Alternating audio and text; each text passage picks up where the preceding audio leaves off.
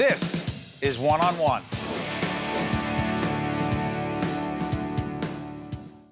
We're here at the New Jersey Sharing Network with Elisse, Glennon, who has a very detailed but important title, Vice President and Chief Administrative Officer, New Jersey Sharing Network, and Executive Director, New Jersey Sharing Network Foundation. Elisse, today, right outside the window, we just talked to Joe Roth, your colleague. Talk about this meditation garden and its significance. Oh gosh, our families are so important to us.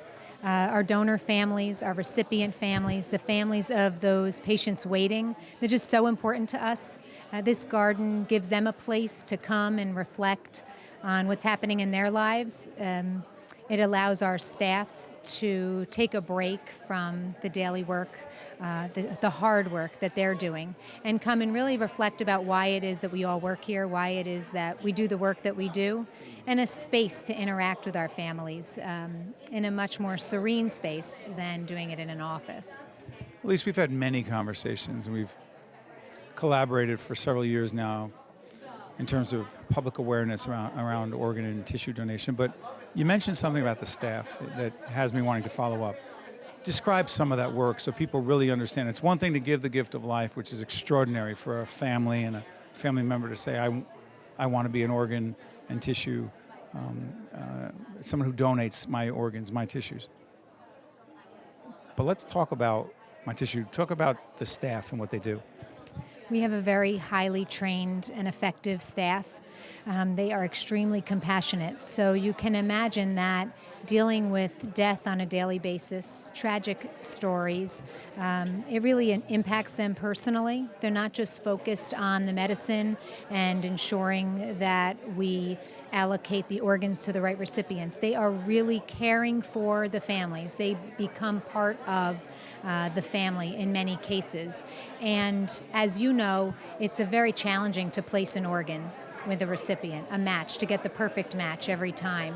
And one of the things that wears on them so much is that to ensure that we could just make it happen for the family. That if a family says yes to donation and they really want to donate their loved one's heart to save someone else, that we can make that happen without any medical hiccups.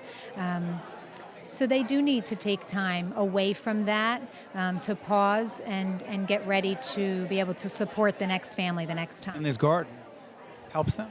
Yeah, this garden absolutely will help them. We're very excited about opening it today for them and with them. Today we have donor families and recipients with our staff coming together to celebrate this opening together, because we really are one big Sharing Network family.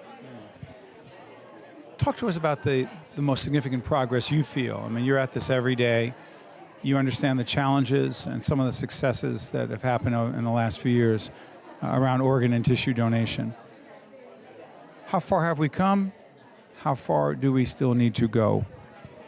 Right now, there are 5,000 people waiting for a life-saving transplant in New Jersey and 120,000 nationwide. More people are added to that list every day at a far higher rate than we could possibly have organs available. Is that why the number 5,000 has been similar for the last couple of years? Yes, absolutely. Even though last year we had a 37% increase in transplanted organs, the number is still only 10% of the waiting list. And that's simply because not all organs are viable for transplant. It's a very complicated process. It's not something simple. So more and more New Jerseyans are saying yes to donation. But there's still going to be that gap. So our goal really is to eliminate the deaths on the waiting list. We can achieve that goal. So while the waiting list still may remain high in the thousands, we can eliminate people dying on the waiting list if everyone would register to be a donor, speak with your family about your wishes, and ultimately be a donor. One of the significant things in our garden that will be happening over the course of the next few months is we will have acknowledgments for tributees, people who, where we receive contributions, financial contributions to our foundation in their honor. When they achieve a certain level, their families will have a private ceremony, and they'll be part of creating a special plaque in honor of their loved one. It's interesting. So I like to call it a call to action, but on PBS we don't say that because we don't pitch in that way. But if you had a message to people watching us on public broadcasting, FiOS, listening on the radio, whether it's a digital platform, wherever, what would the message be if they said, you know, I want to be helpful. I want to be part of the solution to all those people waiting for an organ right now, waiting? I would say take the time to learn more, get involved with us.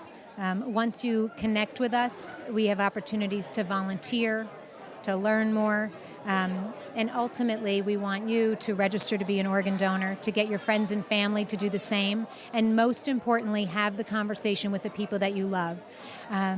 If they are ever faced with the tragedy of your death, it does help just a little bit if they knew what your wishes were.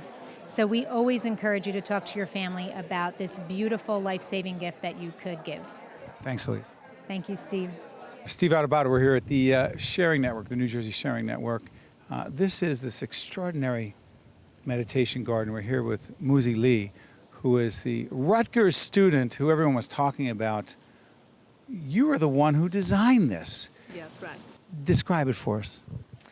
So this is a garden I got the opportunity from New Jersey Share Network. They wanted to have a meditation garden for their faculties and the donors and their families to have a place to memorize their loss and have a peace place to think about their life. So I and my advisor in Rutgers, we came up with this design called the Landscape of Life Garden. It expressed the extension of life. So I hope by using this garden, we can bring some peace and meditations for the users to come to this garden. You know that you've done something very special, don't you? I know now. When you see people here meditating, thinking, and having a place to be where there wasn't a place before. I mean, they'd rather not be here, but there is a place now. What does that mean to you, given your life's work professionally? I mean, it's a very nice thing to do when you see people using the space you design. And it's especially very nice to see that people can get some nice feeling from the space you designed and feel peaceful, feel the space is healing them. So, Congratulations. thank you very much.